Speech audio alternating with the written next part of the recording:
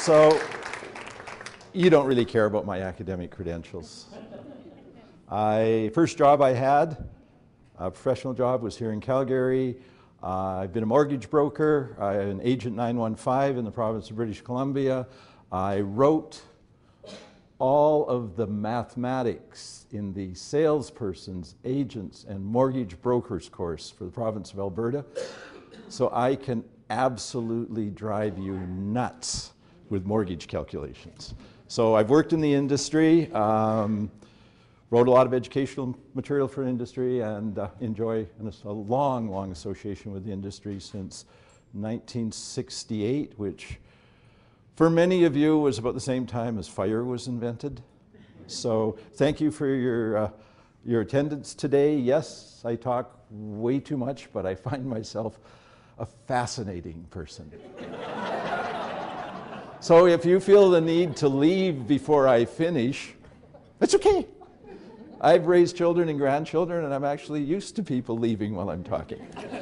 I am from Alberta. I'm from Red Deer, Alberta, and so as many of you will appreciate, the jacket's coming off. Okay. In Alberta, you only keep your jacket off when you're pleading not guilty. Okay, so channel changer. See if we have any of the technology. Yesterday we had computer shutting off. We had microphone batteries dying. We had the Canucks forgetting to play. So hopefully today will go better. So what I'm going to talk about is your home in the future. I'm addressing it not simply to you and your home, but in many senses the focus of my talk to you guys. I can't type that fast, guys. I really can't. You know, I've got an iPhone and I have to turn it sideways just to see the numbers. And I am the only person who has a rest for my iPhone so I can get it up there where I can focus on it. So you never want to be sitting actually in the seat in front of me on a plane. So your home in the future. So I'm going to be talking about the communities you're involved in. I'm going to be talking about what's happening to those communities to give you a basis for building not your jobs, but your careers. I'm taking a look at where these communities are going, what factors are going to shape them.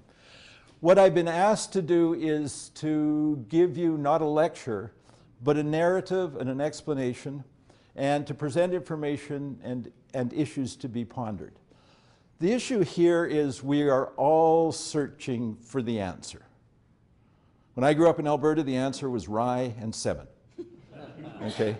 So we're always out there looking for the one thing and the one person who will tell us what we have to know. They do not exist. If you find a person who says, here's the one thing you must know to be successful, walk away. Remember what they said, because that will be part of the answer, but it will not be the whole answer. People used to go around saying, you know, demographics explains everything, and then Greece defaults on its loans. Now, where does that got to do with demographics? Or Al-Qaeda arrives. China expands. All of this stuff's supposed to be outside of demographics. Again, these are the forces that drive change. So don't look for an answer. Look for the answers, number one. Number two, it's your life. It's your job. It's not mine. I can tell you right now, do not model your life on mine. I'm 35 years old. I've had a hard life. So the other thing is what I'm going to present to you is an enormous amount of information which will provide a narrative of the communities you're working in. Look at these things and say, how does that relate to what I aspire to do, what I want to do, what I'm going to do? The books in the airport that sell for $19 that tell you how to be successful are worth $19. The price of a bottle of wine. Useful to read because otherwise you have to watch that little screen on the back of the airplane seat. But the reality is the world is complex, there are complex forces, and your success will come from your ability to look at this very, very complex world and figure out how you play in it. So that's what I want to talk about today. And for a nominal fee, I will give you the answer. I'm going to start with big, long-run strategic issues, the demographics, the economics, these big, high-level forces. And then by the end of the presentation, I'm going to look down to demand for housing in Calgary, how many more houses you're going to have, how many more owners you're going to have, what's going to happen to prices in Calgary, those sorts of things. So a broad to general analysis. I'm going to start out with demographics, looking at population matters, and I'm going to start with the Canadian context. Now, it sort of seems that's distant from the Calgary housing market. Why are we starting with? But the reason for starting is the majority of the people in Alberta aren't from Alberta. So if you're going to understand what's happening demographically in Alberta, you have to understand what's happening in the rest of the country, and ultimately have to understand what's happening globally. So I'm starting with this. Under half of the adult population in Alberta was born in Alberta, the rest born elsewhere. So I'm going to start with the Canadian context, and I'm going to start with the baby boom. And as an introduction to the discussion of the baby boom, if somebody ever says to you, the baby boom is going to do this, walk away. Because there is no such thing as a baby boom in terms of a personality. Maybe an absence of personality, but certainly not a personality. So I'm going to talk about the baby boom and baby boom demographics, but more again to tell you where you should be looking than to give you any answers that come from demographics. So what do we mean by the baby boom? Well, if we take a look at births in Canada, we see that between 1945 and 1959, 20% increase in the number of births. So we have this bulge in our population, and so we've come to call the people born in this period a baby boom generation. And so if we take a look at this, notice on the chart, though, that in fact the births turned up before the baby boom began. The number of births in Canada started to increase in 1939, the beginning of the Second World War, when Canada urbanized, industrialized, moved to cities. That's where we've gotten to see the growth in births in 1939. And so we look at this and we say, okay, do birth dates tell us much about people? So somebody says we've got a baby boomer marketing strategy. What would you think if somebody said they had a Sagittarius marketing strategy? Would you really think that was sound science? Now, the fact that Sagittarians are intelligent, thoughtful, good-looking, and wise still doesn't really give you the basis of using birthdays as a business plan. And yet that's what we do when we talk about the baby boom. So my issue is this: if you're doing any reading about seniors generation, you talk about the baby boom generation born 46 to 65 and the silent generation that was born 1926 to 1945.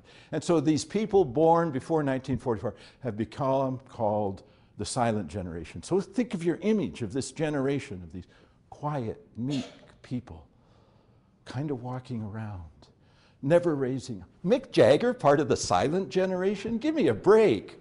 So these people were born in 1943, and yet they're, quote, part of the silent generation. So birth dates don't really tell us much about these guys. Drugs may tell us about these guys, but not birth dates. So what we look at and realize is the transformation wasn't the births. It was the change that happened in Canada, United States, during the war period, when we became industrial countries, urbanized, we had high levels of mobility, and it created a cultural environment that was different than the pre-war era. There was a show last year at the, this year I should say, at the National Portrait Gallery in England, Mick Jagger's portraits, and it was brilliantly titled. It was titled Young in the 60s. So if you want an image of what the baby boomers are, it's not about birthdays. It's about people who were young in the 60s.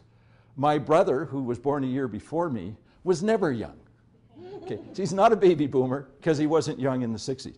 Why this is important to us is it means we have an ability to look at what people who were born during the war and who are now in 65 to 72 years of age and get some anticipation of what the rest of us might be doing as we age, and it is not what previous generations did when they reached the age 65. So what we can use as role models for aging is looking at what people who were young in the 60s were doing as they're aging. And I must say it's not necessarily a pretty picture. But nevertheless, they're not leaving the workforce, they're not moving to small towns. There's a whole image there of what people who were young in the 60s did. So that's discussion number one about the baby boom. Discussion number two, the peak of the baby boom, 1959. So if we want to know exactly who the typical baby boomer is, it's got to be somebody who was born in 1959. And so we look and see who was born in 1959, and there's Bryan Adams. And we go, yeah, you know, that pretty well, just Google what baby boomers are like. They're disrespectful of authority, they are very, very tolerant of wide cultural and sexual orientations. They're not particularly interested in the military services. You know, this is the flower generation. So that's a pretty good description of people born in 1959.